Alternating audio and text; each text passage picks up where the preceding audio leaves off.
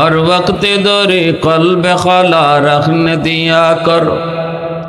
मुर्शिद की नजर गज़ बसर से न होती है, क्या खुश नजरी खुश नजरी खुश नजरी है, क्या खुश नजरी खुश नजरी खुश नजरी है। दिल तोड़ के दिल जोड़ दिया सबका खुदा से, क्या दिल शिकानी दिल शिकानी दिल शिकानी है, क्या दिल शिकानी दिल शिकानी दिल शिकानी है। अल्लाह अल्लाह अल्लाह अल्लाह अल्लाह अल्लाह अल्लाह अल्लाह अल्लाह अल्लाह।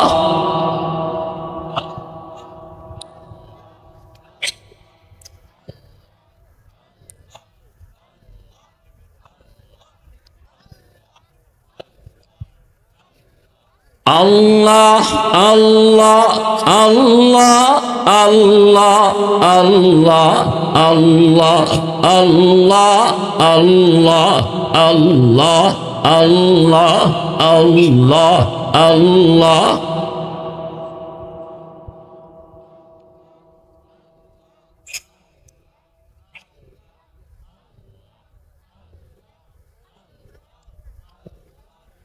ला इलाहा इल्लल्लाहु मुहम्मदुर रसूलुल्लाह। जोरे सुरे बोले सल्लल्लाहु अलैहि वसल्लम। ঐতিহ্যবাহী তাতারি মহল্লা আলহেরা ইসলামী যুব সংঘের উদ্যোগে আয়োজিত আজকে তাফসীরুল কুরআন মাহফিলের চলন্ত অধিবেশনের সম্মানিত সদর ইজলাস সভাপতি সাহেব, উপস্থিত জাতির বিবেক উলামায়ে কেরাম, মুরব্বিয়ানে আযাম, কলিজার টুকরো যুবক, পর্দার আড়ালে পর্দানিশীন সম্মানিত মা ও বোনেরা, আমার আগে বয়ান পেশ করেছেন বানিয়াচঙ্গের কৃতি সন্তান নন্দিত মুফাসসির কোরআন হযরত মাওলানা সাদুর রহমান হাবিবি। আমার পরই আজকে প্রধান অতিথি শুধু ঢাকা থেকে আগত বন্ধুবর, বাংলার বিভিন্ন প্রান্তে যিনি কোরআনের মাহফিল করে বেড়ান, কোরআনের মধুর সুরে তিলাওয়াত করেন, হযরত মাওলানা ওবায়দুল্লাহ মাজহারি, ইনি এসে গেছেন। বলি আলহামদুলিল্লাহ। মুআজ্জাজ হাজিরিন, আল্লাহ পাকের দরবারে হাজারো শুকর, যিনি আমাদেরকে এই মুহূর্তে দুনিয়ার সকল ব্যস্ততা থেকে মুক্ত করে শুধুমাত্র কেবলমাত্র আল্লাহ এবং আল্লাহর রসুলের মহব্বত আর ভালোবাসা অন্তরে নিয়ে কোরআন হাদিসের মাহফিল তথা জান্নাতি বাগানে আমাকে আপনাকে আসার বসার কিছু দিনই কথা শোনার তৌফিক দিয়েছেন। এজন্য সবাই শুকরিয়াতান আওয়াজ করে কালিমাতুশ শুকুর বলি আলহামদুলিল্লাহ।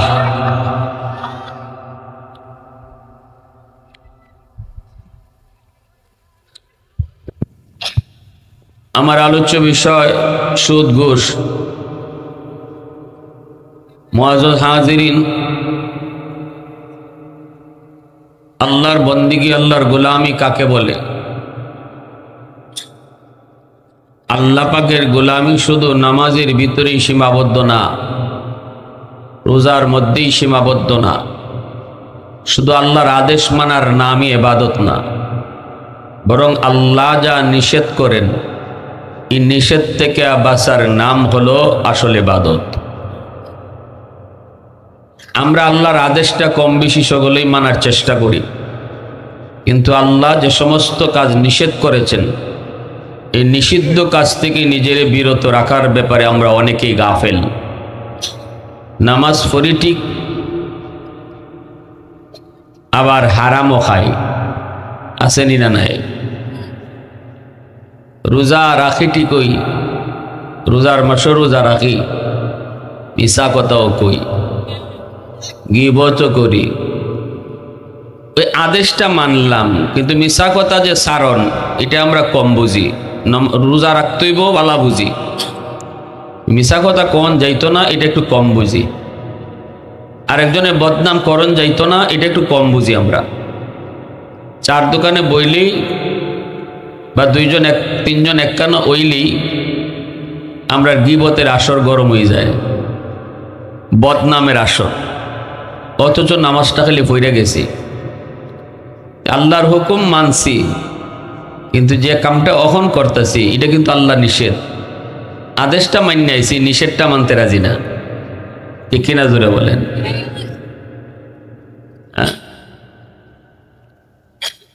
এজন্য প্যারে হাজিরিন,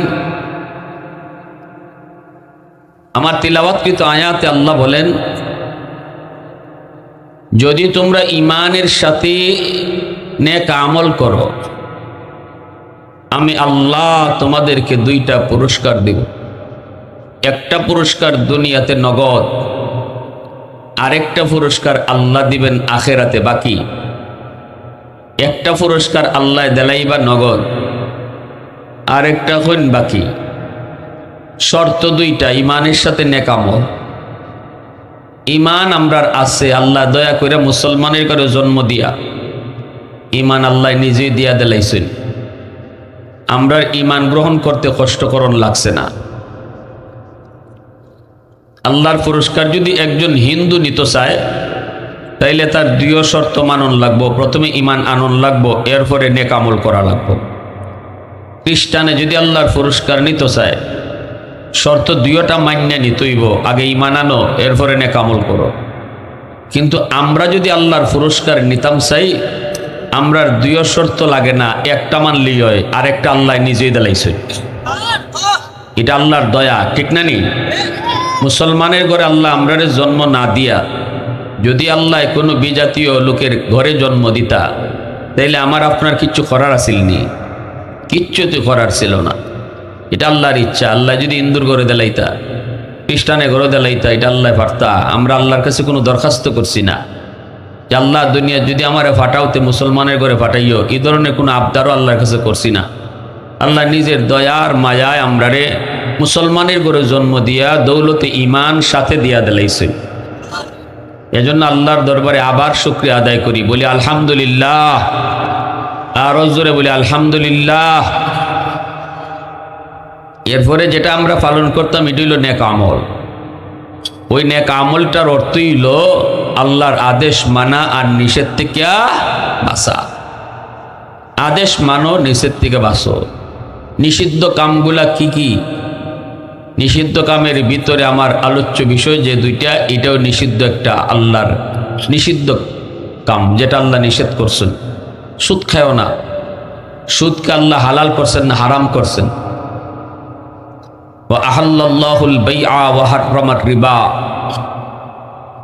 আল্লাহ বলেন, আমি ব্যবসাকে হালাল করেছি আর সুদকে হারাম করেছি।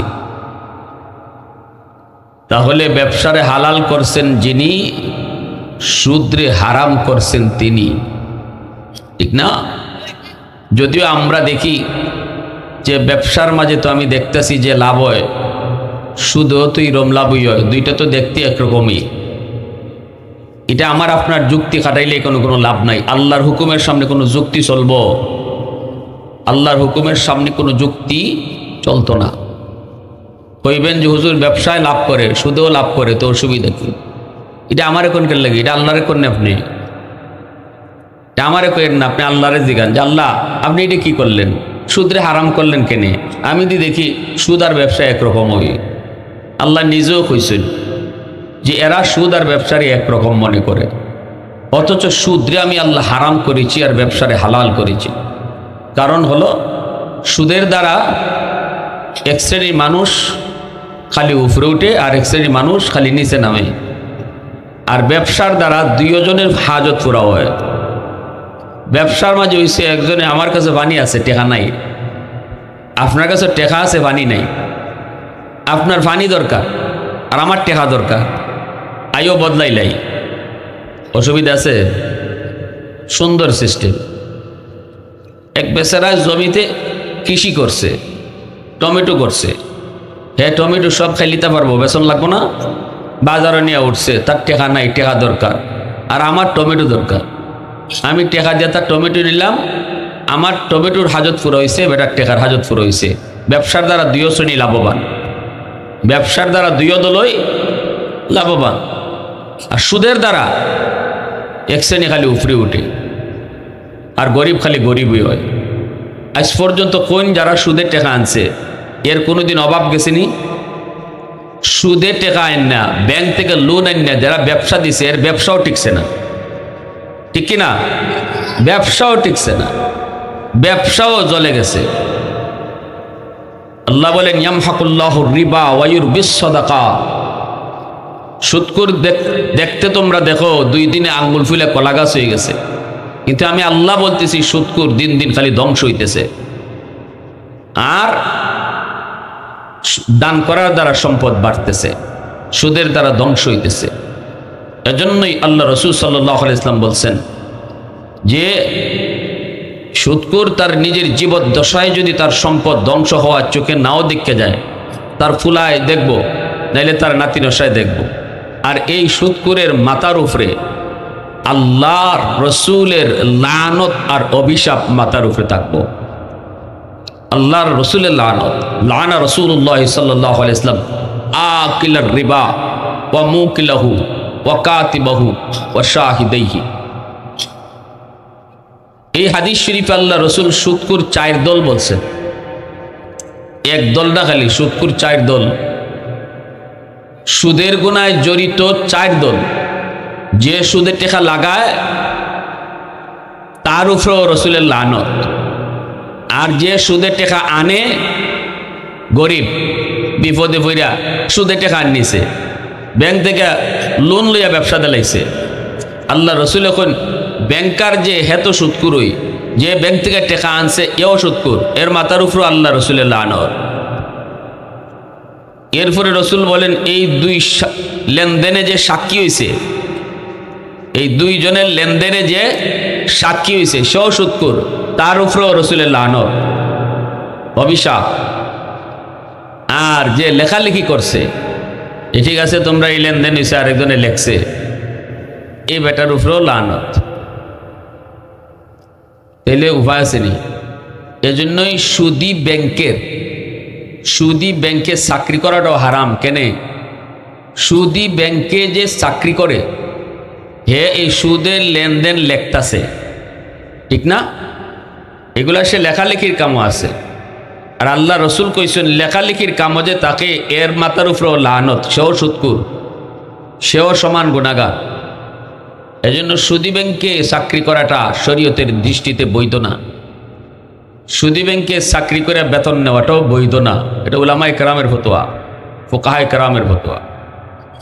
শুধুমাত্র ব্যাংকের দারোয়ান যে আছে, যে দারোয়ান খারাই তাকে লাঠি লইয়া কেউরে ঢুকতে হইলে ঢুকতে দেয়, দরজাটা টান দিয়ে খুললে দেয়, আর গেলে আবার দরজাটা লাগায়, হের বেতনটা খালি যাইস। কারণ সে লেখালেখি তো নাই, কোনো কিছু হুনাহুনি তো নাই, তার কাম হইল দ্বার খুলন আর লাগানি, ঠিক কিনা জোরে কন? এজন্য উলামায়ে কেরাম কই ব্যাংকারের সাথে কোরবানি দিও না। এটা বা কইলাই বাইনাসুম কইলে তো অসুবিধা নাই, এটা তো আমার দেশ, হই আমার কোনো রাস্তা কেউ আটকেলি বাইনি। ডাকা ডোকা কইলে পরে আমরা সমস্যা হয়। আমার পাশের মসজিদের এক ইমাম সাহেব ওয়াজ করে তার চাকরি গেছি, এরা চাকরি গেছি।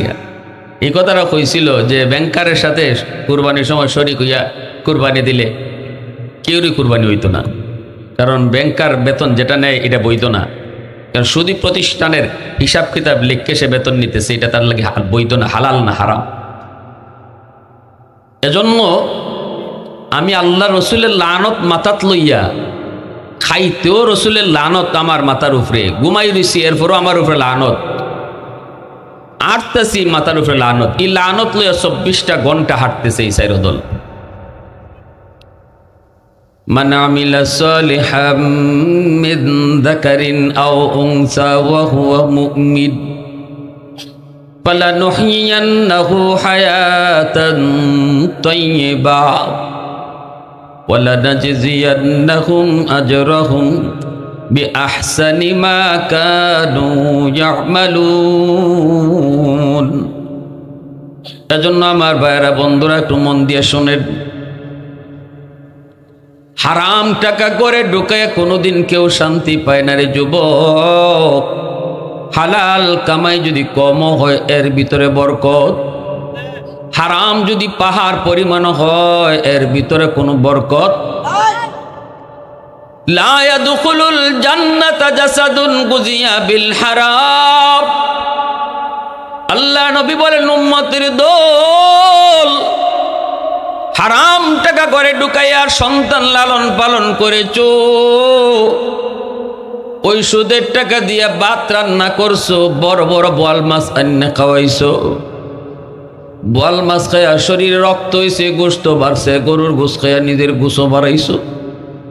রসুল বলেন হারাম টাকা দিয়া যে ঘরের ভিতরে রান্না পাকাইলো আর এই খাবার খাইয়া যার রক্ত তৈরি হলো, এই খাবারে যার দেহে গোস্ত তৈরি হলো, এই খাবারে যার দেহ মোটা হইল, তাজা হইল, রসুল বলেন এই দেহ কোনো দিন জান্নাতে যাবে না। নাউজুবিল্লাহ। কেন যাবে না? কারণ হারাম টাকায় গঠিত রক্ত আর দেহ কোনোদিন জান্নাতে যেতে পারে না। আমি সুদের টাকা করে ঢুকাইলাম, ঘুষের টাকা করে ঢুকাইলাম, ঢুকাই আমি সন্তান লালন পালন করলাম, হারাম তরিকায় সন্তান বড় করেছি, হারাম খাওয়ায় সন্তান লালন পালন করেছি, হারামের বদ আসুর, এই সন্তান কিন্তু মা ভক্ত হবে না, এই সন্তান আদবওয়ালা হবে না, এই সন্তান হারামের বদ আসরের কারণে সন্তান বেয়াদব হবে, বাপ মার সাথে ভালো আচরণ করবে না, মুরব্বীদের সাথে ভালো আচরণ করবে না। উলামায়ে কেরাম বলেন হারাম টাকা দিয়ে আর সন্তান লালন পালন করেছো, এই সন্তান আব্দুল কাদের জিলানী হইব, মঈনুদ্দিন চিশতি হইব, এটা কল্পনাও করা যায় না। আব্দুল কাদের জিলানী হয়েছেন, বাবা একটা ফল খাইছিল, পানিতে ভাইসা যায়, এই ফল খাই আব্দুল কাদের জিলানীর বাবা পাগল, অস্থির হয়ে গেলেন, কার গাছের ফল আমি খাইলাম, আমি তো বাগানের মালিকের অনুমতি নেই নাই। দৌড় শুরু করলেন, খুঁজতে খুঁজতে তিনি পেয়ে গেলেন নদীর পাড়ে একটা বাগান। ওই বাগানের মালিকের কাছে যায় বলেন, চাচা আমি আপনার বাগানের ফল পানিতে ভাইসা যায়, পেটের ক্ষুধা খেয়ে ফেলেছি, এখানে না এখান থেকে আরো কয়েক মাইল দূরে। এখন আমি চিন্তা করে দেখলাম ফলের মালিক তো আমি না, মালিক তো আপনি, আমি তো মালিকের অনুমতি ছাড়া তার গাছের ফল খাইছি। আম গাছ থেকে ঝড়ের দিনে যদি আম পড়ে, আমের মালিক যে পায় হে না, বরং আমের মালিক আম গাছের মালিক হই থাকে। গাছের ফল মাটিতে পায়া যে আগে ধরে হে মালিক হয় না, মালিক গাছের মালিক হই থাকে। এটা হলো কিতাবের মাসলা। আর আমরা বানিয়া সুন্নির মাসলা হইল যে আগে পায় ওই মালিক। ঠিক নেই? ইতার লাগে আমি আমের দিন দেখছি ছোট বাচ্চাদের সাথে চাচা বুড়া দাদারাও দৌড় মারে। আম পড়ছে যখন তখন দেখি বুড়া দাদারাও দৌড় দেয়। এটা আমরা তবিয়তের সাথে মিলিয়ে গেছি, এটা আমরা বুঝি না। বেটা যদি আটতো না পারে লাঠি দিয়ে ভোট দেয়, তাও যদি আম পড়ার আওয়াজ পায় একটা দৌড় কিন্তু আই হয়, ঠিকই না? অথচ হাঁটতেছে লাঠি দিয়া, আম পড়ছে টাস করে আওয়াজ হয়েছে, এই সময় দৌড় আয় করতে গিয়ে ছোট বাচ্চাদের সাথে দৌড় দেয়। এটা হলো আমরার মাসলা যে আগে ভাইলা হে মালিক। কিন্তু শরীয়তের মাসলা হইলো আমটা ভাইয়া মালিকের বাড়িতে লই জিতায়, গাছের মালিকের বাড়িতে গিয়া কইতাছে আচ্ছা আপনার কাছের একটা আম পড়ছে, নেই নামটা নেই। গাছের মালিক যদি মানুষের বাচ্চা হয় আম রাখবো নি? কইব বেটা কত আম কত ভাই খাইলো, কেউ কোনোদিন মাফ নিতে আইলো না, ফিরত দিল না, তুই ফাউরা আম লই আইস তো আমারে দিবার লাগে। বাবারে ইটা মাইরে যে কত আম খাইছে,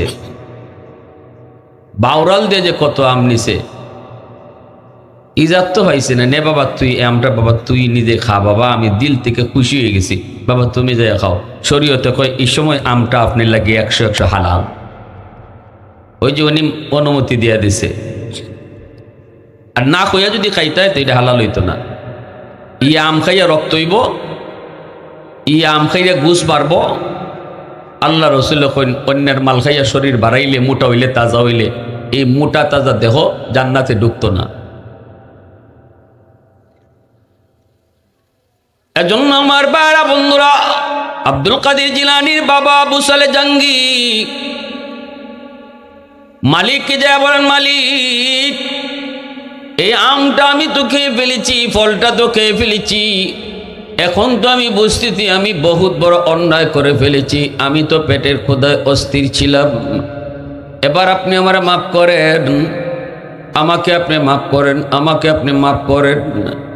বাগানের মালিক মনে মনে কয়, কত আম কতজনে না জিগায় খাইল, কেউ কোনোদিন মাপ নিতে আইল না, কত যুবক একসাথে আয়া আমার চোখের সামনে গাছ থেকে ফাইরা খাইল, আমি ডরে ভয়েও কিছু বললাম না। এই যুবক এটা কেমন যুবক, দিলের ভিতরে তার আল্লাহর ভয় কি পরিমাণ গো। সাথে সাথে ভিতরে যায় বিবিকে বলতেছে, বিবি ও বিবি, এমন এক ছেলে আজকে আমাদের বাড়িতে এসেছে যার দিলের ভিতরে আল্লাহ পাকের ভয়, দিলের ভিতরে আল্লাহর প্রেম, দিলের ভিতরে আখিরাতের ভয়। আমাদের একটা মেয়ে আছে উপযুক্ত, আমাদের আর কোনো সন্তান নয়, একমাত্র মেয়ে সন্তান। বিবি গো, আমাদের মেয়েটাও বড় দিনদার, উপযুক্ত একটা ছেলে পাওয়ার জন্য আমরা তো চাইরো ভাই তালাশ করি কিন্তু পাই না। ছেলে তো আল্লাহ আমাদের ঘরে ফাটায় দিছে, চাওয়ার মতো চাইলে আল্লাহ কিন্তু ফাটায় দেয়, ঠিক না? কেমনে বলে এমনে কয়, ঠিক আছে তাহলে কাম করো, মেয়েটারে বিয়া দিলি। উনি আইসা বলতেছে, বাবা তোমার আমের মাপ আমি দিব না।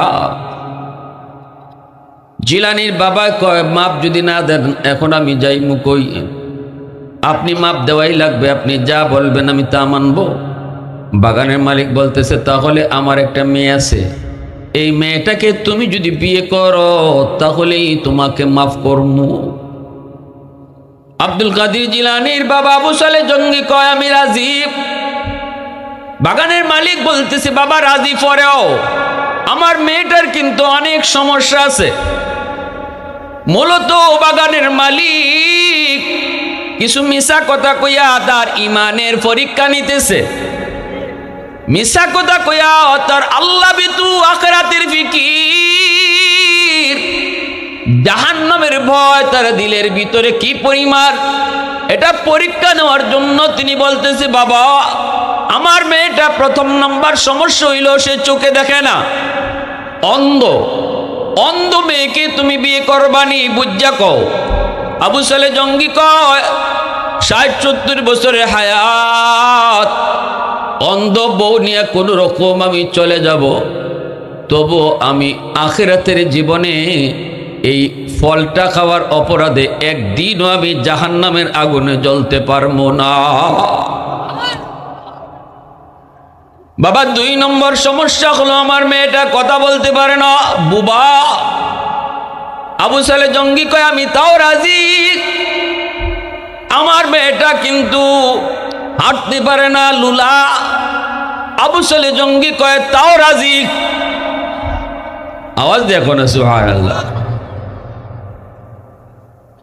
চোখে দেখে না, কথা কইতে পারে না, আটতে পারে না, লুলা, এমন একটা বউ বিয়া কইরা করবো কয়জনে? লুলা বেটায় লুলা বউ বিয়া করতে চায় না, অন্ধ যে হেও অন্ধ বউ আনতে চায় না। সেখানে আবু সালে জঙ্গি কয়, আমি রাজি, যত সমস্যা হোক না কেন, কালো তো কালো, অন্ধকার রজনীর মতো কালো, সব কিছু তিনি মানেন। এরপরও তিনি বলেন, আমি একদিনও জাহান্নামের আগুনে জ্বলতে রাজি না। সুবহানাল্লাহ, আমি পারবো না গো, জাহান্নামের আগুন আমি একদিনও জ্বলতে পারবো না। প্রয়োজনে ৬০ বছর ৭০ বছরের হায়াতের জীবন অন্ধ বউ নিয়া, বুবা বউ নিয়া, লুলা বউ নিয়ে আমি কাটায় দিব, আমি তার সেবা করব। যেখানে মানুষ বিয়া করে স্ত্রী তার স্বামীর সেবা করবে, হয়তো এখানে উল্টা হবে, আমি আমার বউয়ের সেবা করব, আমি তারে রান্না করে খাওয়াবো, আমি তারে তোলায় তোলায় খাওয়াবো, এত কিছু করতো আমি রাজি আছি, তবুও একদিনের জন্য জাহান্নামের আগুনে জ্বলতে রাজি না। তো আওয়াজ দেয়া কও না সুবহানাল্লাহ, আর একটু জোরে কও না সুবহানাল্লাহ। প্রশংসা করব কার? একটু আওয়াজ দেয়া কও না কার? वहदत की हिफाजत नहीं बेक़ुव्वत बाजू,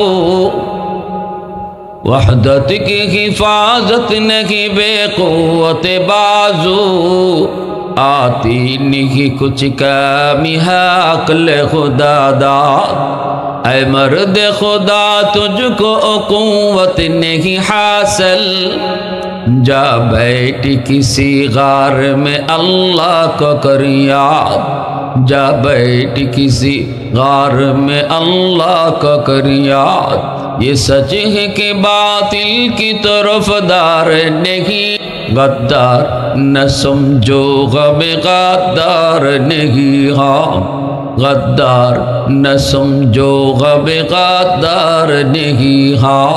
मुसलमानेर आवाज देखो अल्लाहु আকবার। বাইরে বন্ধুরা, বিবাহ হয়ে গেল, আবু সালেহ জঙ্গি তিনি বাসর করে যায় ঢুকবেন, ঢুকতেই তিনি দেখেন পুরো ঘরটা এত সুন্দর রূপসী একজন পূর্ণিমার চাঁদের মতো একজন বউ বাসর করে বসা, যার চেহারার আলোতে পুরো ঘরটা আলোকিত হয়ে গেছে।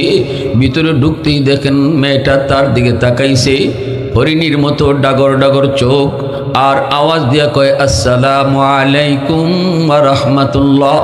আবু সালেহ জঙ্গি চিন্তায় পড়ে গেলেন, পেরেশান, আর কদম তার সামনে যায় না। জায়গার মধ্যেই তিনি দাঁড়িয়ে গেলেন, জায়গার মধ্যেই দাঁড়িয়ে তিনি পিছনের দিকে ব্যাক করতেছেন আর ভয় পাইতেছেন, আমি কি ভুলে কারো ঘরে ঢুকে পড়লাম কিনা, আমি কি অন্য কারো মেয়ের ঘরে ঢুকে পড়ছি কিনা, নাকি ভুলে আমার ঘরে কেউ চলে এসেছে। দৌড় দিয়ে তিনি বের হয়ে আসলেন, আয়েশা বলতেছেন, বাবা হয়তো আপনারা ভুল করেছেন, নয় আমি ভুল করেছি, হয়তো আপনারা ভুল করছেন, নয়তো আমি ভুল করেছি, আমি মনে হয় অন্য কারো মেয়ের ঘরে ঢুকে পড়ছি। এই কথা বলতেই বাবা বলতেছে, শ্বশুর বলতেছে, বাজান কেন এমন বলো? আপনি তো বলেছেন কালো, আমি তো দেখতেছি পূর্ণিমার চাঁদের মতো, আপনি তো বলেছেন চোখ নেই, আমি তো দেখলাম বড় বড় ডাগর ডাগর চোখ, আপনি তো বললেন কথা বলতে পারে না, কিন্তু সে তো আমাকে সুন্দর করে সালাম দিল। হয়তো আমি ভুল করেছি, মনে হয় আমি ভুল করেছি, অন্য কারো ঘরে ঢুকে পড়েছি, নয়তো আমার রুমে অন্য কোনো মেয়ে ঢুকে পড়েছে। তখনই শ্বশুরজি বলতেছে, বাজার কেউ ঢুকে নাই, তুমিও ভুল করো নাই। সুবহানাল্লাহ। যারে তুমি দেখছো সেই তোমার স্ত্রী, সেই তোমার বৈধ স্ত্রী, তাহলে আপনি যে এত কিছু বললেন, কয়ের কারণ হলো, এক নম্বর আমি তোমার পরীক্ষা নিয়েছি, তুমি কি লুবে পইরা বিয়া করতেছো, নাকি আখেরাতে জাহান্নামের আযাব ডরায়া ভর তুমি বিয়া করতেছো, তুমি কি আমার সম্পদ দেখে বিয়া করো, নাকি আল্লাহর আযাব থেকে বাঁচার জন্য তুমি বিয়ে করো। এটা পরীক্ষা নেওয়ার জন্য এমন কইছি, তবে এমন কোয়ার পিছনেও কিছু কারণ রয়েছে। আমার মেয়েটা চোখে দেখে না, এর অর্থ হলো বেগানা পুরুষ কোনো দিন আমার মেয়েটা বালেগ হওয়ার পর থেকে দেখে নাই, যার কারণে আমি কইছি চোখে দেখে না। কথা বলতে পারে না এজন্য বলেছি, কারণ আমার মেয়েটা বালেগ হওয়ার পর থেকে বাপ মা ছাড়া কারোর সাথে কথা বলে নাই, এজন্য বলছি কথা বলতে পারে না। লোলা কইছে এজন্য বালেগ হওয়ার পর থেকে আমার পর্দার বাহিরে কোথাও যায় নাই, এজন্য কইছে হাঁটতেও পারে না। এমন একজন বাবা, এমন একজন মা, যেই বাবা হারাম একটা ফল, যেই ফলটা তার মালিকের অনুমতি ছিল না, ওই ফলের মাপ নেওয়ার জন্য তিনি যায়া লোলা ল্যাংরা অন্ধ জানার পরও বিয়া করলেন। আল্লাহ পাক ওই বাবার গর্ভ থেকে আব্দুল কাদের জিলানীর জন্ম দিছে। আওয়াজ দিয়ে কও না সুবহানাল্লাহ। আর আমি সুদ খাইয়া ঘুষ খাইয়া হারাম টাকা ঘরে ঢুকাইয়া যদি কই আব্দুল কাদের জিলানী হইতো আমার ফুত হইব? হ্যাঁ, আরেকজনের মাল, আরেকজনের সম্পদ চিটারি করে বাটপারি করে চলতেছি, খাইতেছি, আর হুজুরের কাছে গিয়া খালি লম্বা লম্বা দোয়া চাই, হুজুর দোয়া করেন আমার পুত্রটা যেন মঈনুদ্দিন চিশতি হয়ে জায়গা। হুজুরের দোয়া এখানে কাম হইতো না। ঘরের ভিতরে আপনি সুদের টাকা ঢুকাইলেন, রহমতের দরজা বন্ধ। ঘরের ভিতরে সুদের টাকা ঘুষের টাকা ঢুকাইলেন, চিটারি বাটপারির টাকা ঢুকাইলেন, ধোঁকাবাজির টাকা ঢুকাইলেন, বন্ধকিয়া জমির আইল কাটলেন। ক্ষেতের আইল কাটার অভ্যাস আসেনি না নেই? আরেকজনের জমির পানি আইলের নিচ দিয়ে ফুটা করে নেওয়ানোর অভ্যাস বাঙালির আসেনি না নেই? গিয়া যদি কয় কিতারে তুই আমার জমির পানি নিলে কেমনে, কয় কাঁকড়ায় গাতা করে লিছে। এবারে নিজেই যে কাঁকড়া হয়ে গেছি এটা খবর নেই, মানে কাঁকড়ায় গাতা করে লিছিল। আরেকজনের জমির পানি আইনে আপনার জমিতে পানি দিয়ে দান বেশি বলাইলেন, এই দানটা আইনে ঘরে তুললেন, চাল তুললেন, পাতিলে ভাত রানলেন, খাইলেন, রক্ত হইছে, ঘুষ হইছে। এই রক্ত আর গোস্ত আল্লাহর রাসূল কয় জান্নাতে ঢুকতো না, বেশি মোটা হয়ে গেছি। তাইলে আরেকজনের জমির পানি ফুটা করে আইনে লাভ হইল কি? আরেকজনের জমির আইল কাইটটা লাভ হইল কি?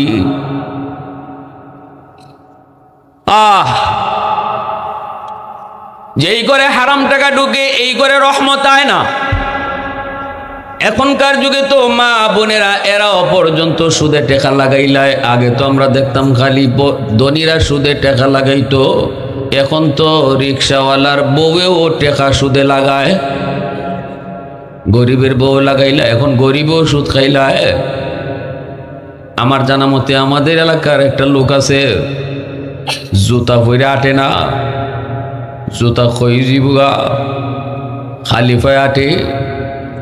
একটা উদাহরণ দিলাম খালি, কিন্তু 10টা টাকাও যদি আতোয়ায় সুদে লাগাইবার লাগি পাগল হয়ে যায়। মহিলারা 5,000 টাকা যদি কোনো রকম জমাইতে পারে, তাড়াতাড়ি মোলার মহিলা কইতেছি না, যদি খালি কোনো রকম কিছু টাকা জমি যায়, লাগাইলা, কিতা লাগাইতাম, লাগাইলা। লাগানি মানে হচ্ছে সুদে লাগানি, ঠিক না নি? কারণ আমরা কিছু শব্দ ব্যবহার করছি, বাঙালি সালাক্যা বাঙালি তো সরাসরি নাম লয় না সুদের, টেরাইয়া বেড়াইয়া মাতে। শুদ্ধ ভাষায় কয়, ডাকাইয়া ভাষায় সুদ রে কয় ইন্টারেস্ট, আর আমরা বান্যার সঙ্গে ভাষায় কয় লাগাইলা। বান্যার সঙ্গে ভাষায় লাগানি, অমুকের সাথে অত লাগাইছে, 10,000 লাগাইছে, 15,000 লাগাইছে, এটা হচ্ছে লাগানি, এটা সুদ কয় না। আর ডাকাইয়ারা কয় ইন্টারেস্ট। হুজুর আমরা সুদ খাই না, কিতা খাও, কয় ইন্টারেস্ট খাই। আপনারা তো সুদের না হারাম খান, আল্লাহ সুদ নেন না হারাম করছে, ইন্টারেস্ট কোন আল্লাহ হারাম করছে? তা আমি কইলাম জিনিস তো একটাই, জিনিস একটাই, সেদিকে কি দিয়েছে, নাম বদলাইছি না।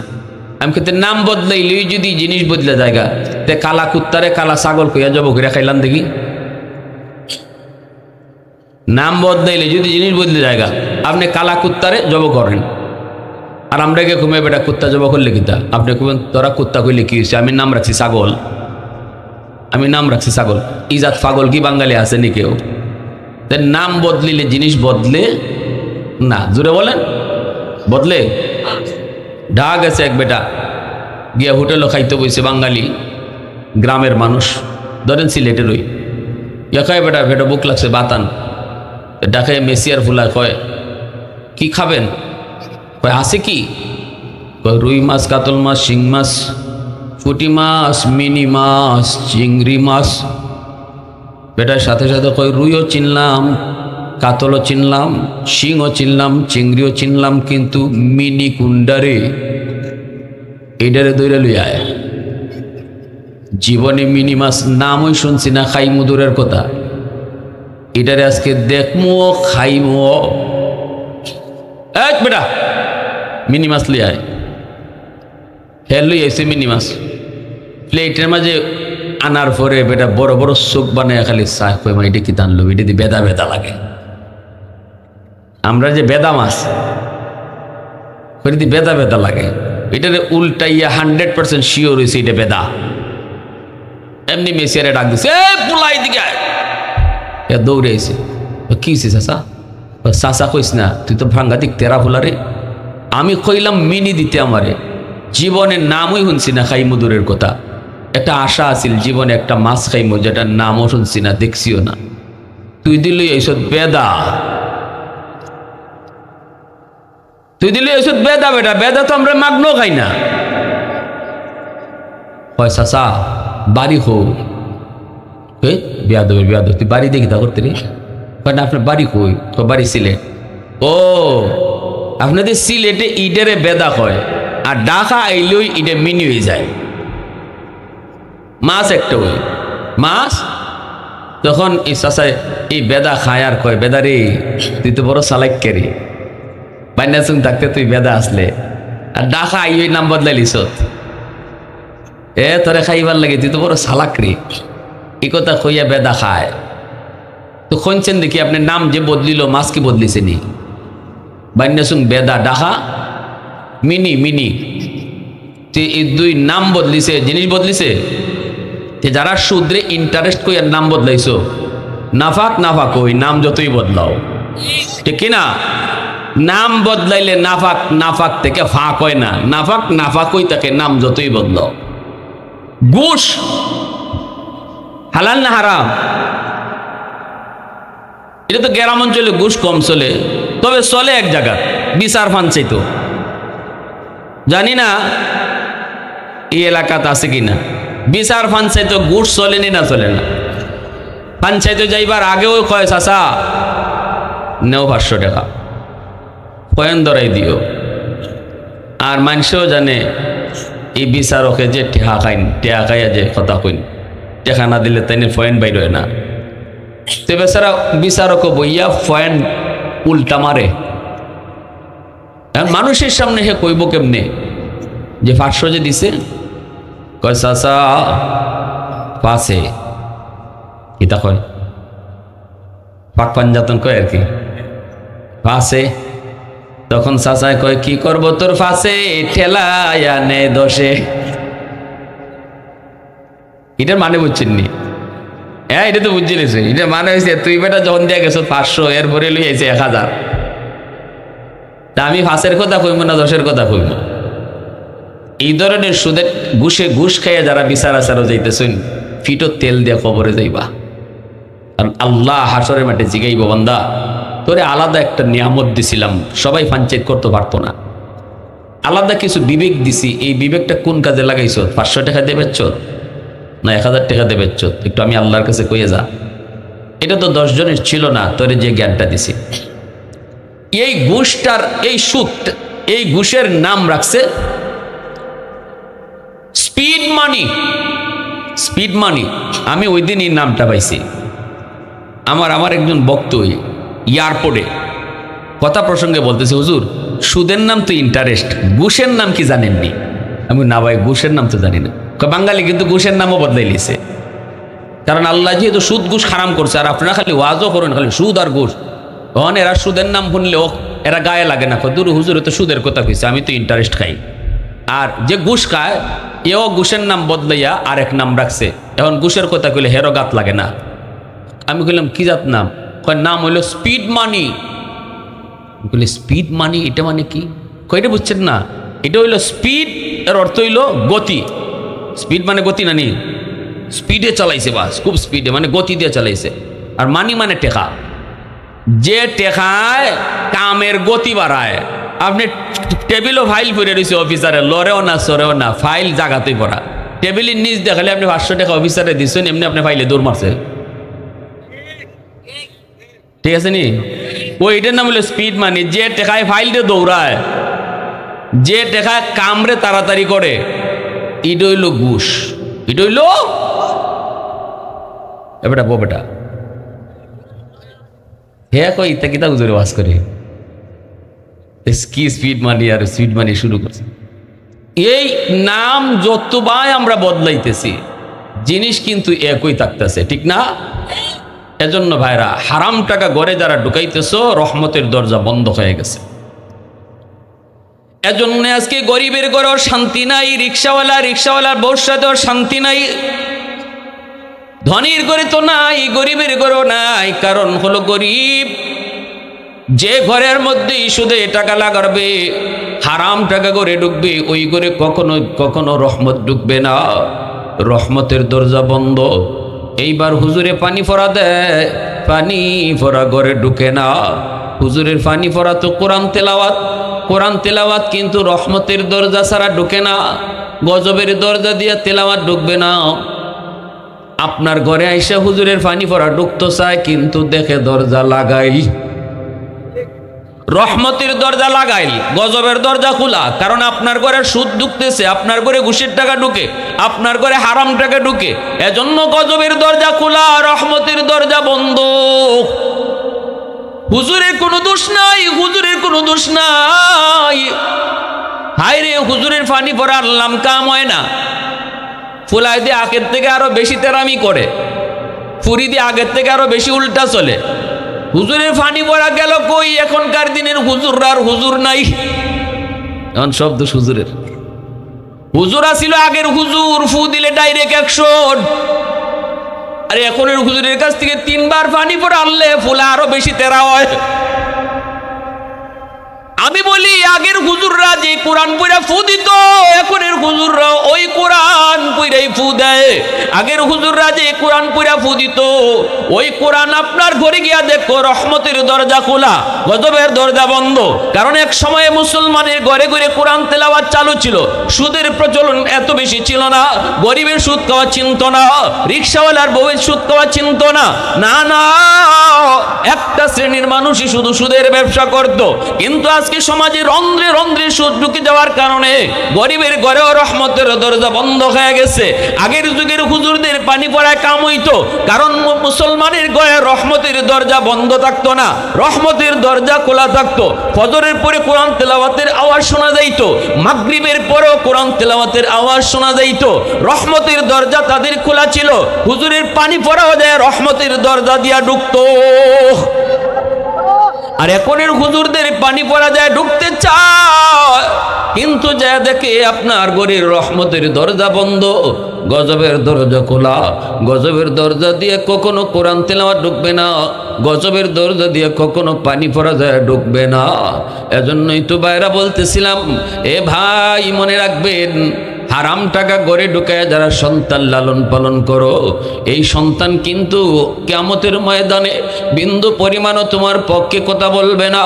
যে হারাম টাকা ঘরে ঢুকাইয়া বউরে তুমি খাওয়াইতেছো, পালতেছো, এই বউ কিন্তু হাসরের মাঠে তোমার পক্ষে কথা বলবে না, বরং আল্লাহর সামনে কইব, মালিক আমি কিছু জানি না, আমি কিছু জানি না, আমি কি আমার স্বামীরে কইছি নাকি সুদের টাকা ঘরে আইনে ঢুকে আমরা খাওয়াইতো? আমি কি আমার স্বামীরে কইছি নাকি সুদের টাকা দিয়ে আমার স্বর্ণ কিনে দিত, আমার ঈদের পোশাক কিনে দিত? কেন সে কিনলো আমি জানি না। এইভাবে মা বাবা, ভাই বোন, স্বামী স্ত্রী, সন্তান কেউ কারো পক্ষে কথা বলবে না, সবাই শুধু নিজেকে নিয়ে ব্যস্ত থাকবে।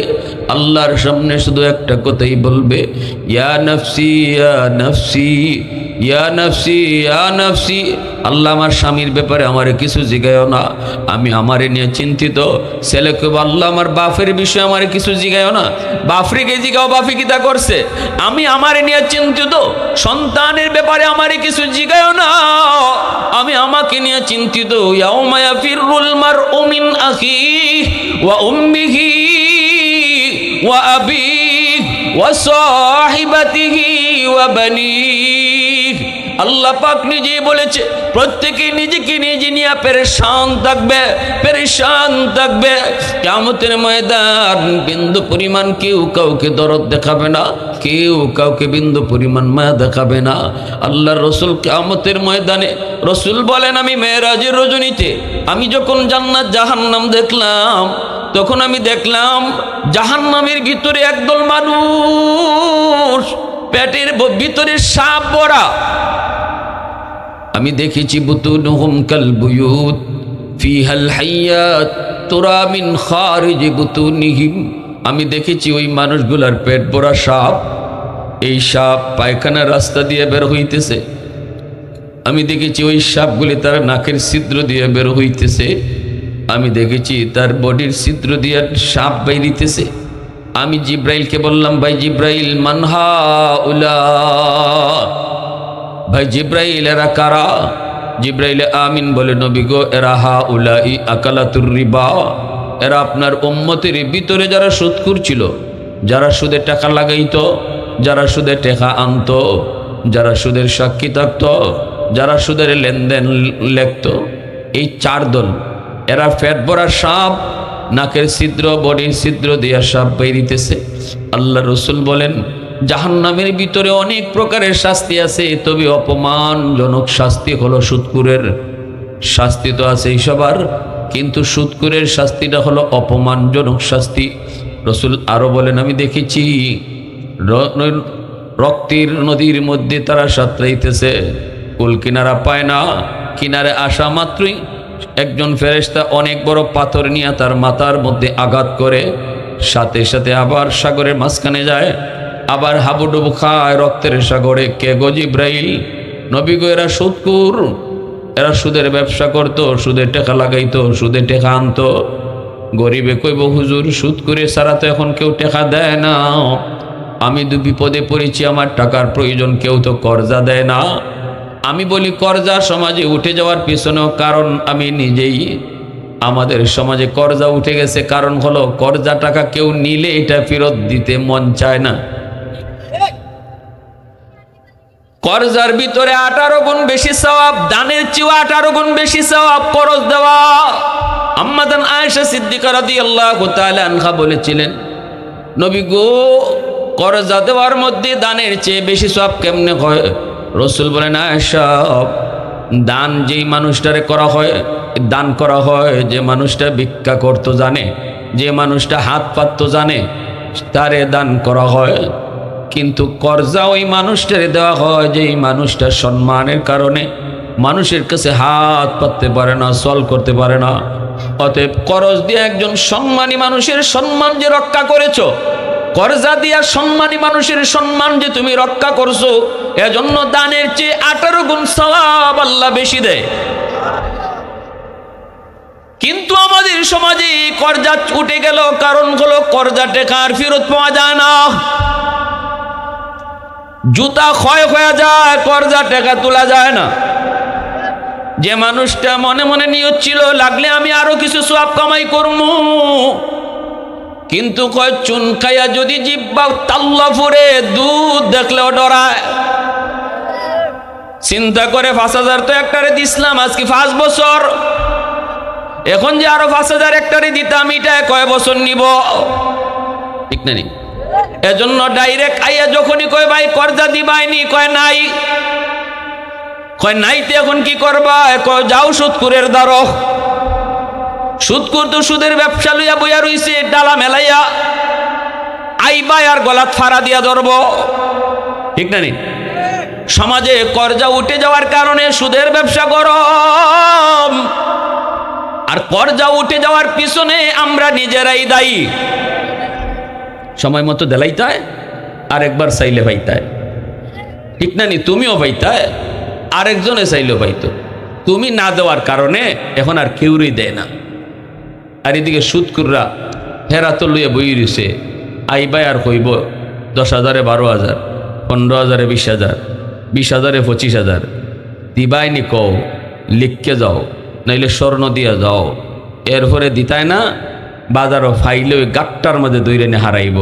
কারণ সুদের ব্যবসা যারা করে, এরা লাঠিও গরম থাকে। লাঠি গরম ছাড়া সুদের ব্যবসা হয় না। তো সুদের ব্যবসা করতে হইলে 2টা লাগে, একটা হইলো কসকসে টাকা, কাঁচা টাকা, আর একটা হইলো লাঠি। বাজারও উঠতায় না গিয়া, এর কিস্তি না দিয়া, ওই ধরনের লোকে সুদের ব্যবসা করে। তেহে তো বইই দিছে, বিপদে পড়বায় আর আমার কাছে আইবায়। আমি সিংহের এক বেটা হুজুর একটা উচিত ওয়াজ করছেন, আমার কয়, ওই এরে 5,000 টাকা দিছিলাম কর্জা, 5 বছর। বাড়িত গেলে গড়তে কেউ কয় নাই। আমি হুনতাছি, ফুলারে কয়, আব্বা ঘুমাই দিছে। কি জাত ঘুম বুঝুন? ঘুমের মানুষে কয়, আব্বা ঘুমাই দিছে। কি করবো? পাইছি একদিন বাজারও, কেন দোস্ত টেকারা দেশ না দোস্ত, আমি খুব বিপদ আছি। তুই তো বিপদে পড়ছিলে, তোরে দিসলাম, আস্তে আস্তেই দে। এই সময় হের বন্ধুরা লইয়া চা খায়, আপনি লাভ দিয়েছ টেকা সেইবার জায়গা পাও না তুমি, তোমার মতনই আমি বেজ্জত। ওই হুনেন কি জাতি ইজ্জত লাই কয় কথা, যেখানে মন চাই এখানে আমার ধরো কথা কও, তোমার মতনই আমি বেজ্জত। টেকা চাওয়ার জায়গা নাই, বন্ধু বান্ধব লিয়া চা খাইতে বসে এখানে টেকা চাইছ কি? তুমি কে টেকা পাও? আমি কি মরে গেছি? বাটফার বলতে কিন্তু এই কথাটাই কয়, আমি কি না দিয়ে মরে গেছি, তুই কোন দিন মরবে খ, এর আগের দিন আইবুনি কথা এটা নানি বোঝা যায়। হে মরণের দিন জান্না লইয়া বই রইছে, তা কোন দিন মরবে খ, এর মরার 1 ঘন্টা আগে আইমু, এর আগে কোনোদিন আইতাম না। এটা পারবো কইতো কোন দিন মরবো? এটা বাটফারি কথা না? ভাই তো ভুল করে লিছি ভাই, তোর কাছে টেহা চাইয়া কিতা করতাম। কিতা করতাম মানে এর বন্ধু বান্ধব যে কটা ছিল সবটা উঠছে, এটা কয়টা জরিমানা দেয় তুই ভাই, তুমি এখানে টেহা কেনে চাইলাই? কয় ভাই আমি আমার ভাওনা টেহা চাই জরিমানা দেন। বলে হ্যাঁ এটুই নিয়ম, জরিমানা দেন। কত? আমরা সবের 4 টাকা 4 বিল দিয়ে দাও। আমার ভাওনা টেকা চাইতে গিয়ে 250 টাকা 4 বিল জরিমানা দিয়েছি।